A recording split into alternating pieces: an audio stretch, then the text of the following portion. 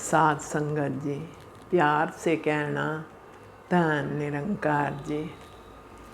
एक बार समागम लगा हुआ था तो पास में बाबा जी के सेवादार खड़े होते हैं।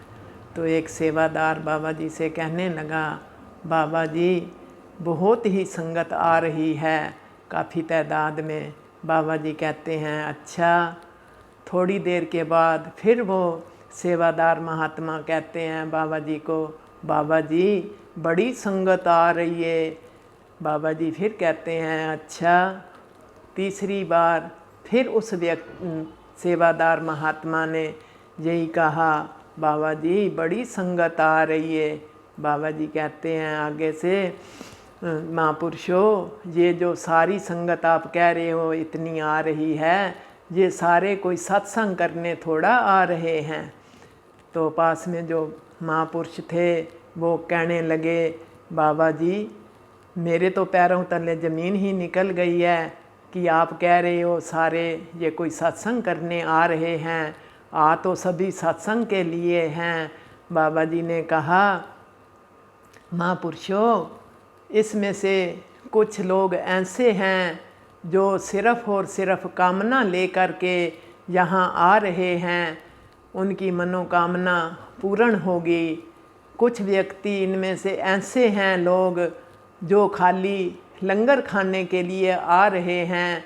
वो कहते हैं कि गुरु घर का जो लंगर होता है वो बहुत स्वाद से बना होता है, बहुत अच्छा होता है, और इस लंगर को खा के हमारी कई बीमारियां ठीक हो जाती हैं।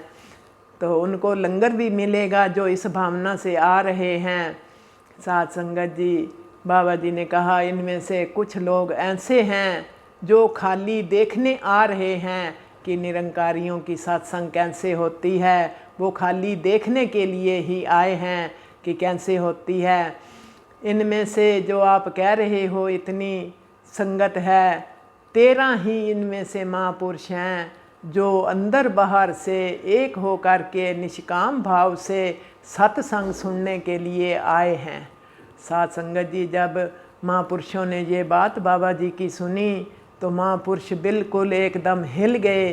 कहने लगे, भाई हम इतना सोचते हैं कि ये इतनी साध संगत आई हुई है, लेकिन इनमें से कोई विरले ही हैं। तभी बाबा जी कहते हैं ना, हैन विरले कोई घणे नहीं, फैल फकर संसार।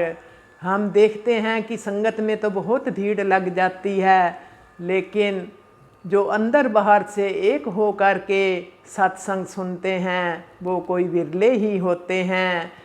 आओ हमने अब ये देखना है, क्या हम भी उस 13 की गिनती में हैं। अपने आप को देखना है कि क्या हम 13 की गिनती में हैं।